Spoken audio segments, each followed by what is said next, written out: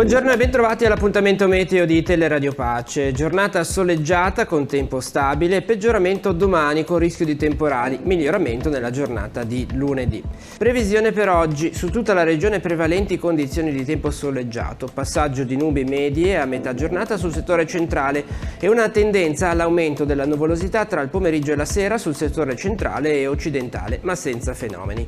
Venti da deboli a moderati da sud-est con rinforzi nel pomeriggio, mare da poco mosso a mosso, temperature in calo nei valori minimi lungo le coste, massime stazionarie. Previsione per domani. Tempo instabile su tutta la regione, tra la notte e la mattinata temporali più probabili sul settore centro-orientale, nel pomeriggio a ponente. Fenomeni localmente intensi e accompagnati da grandine, colpi di vento e intense fulminazioni. I venti saranno inizialmente moderati da sud-est e convergenti col nord sul settore centrale, nel pomeriggio venti deboli in prevalenza dai quadranti sud-occidentali.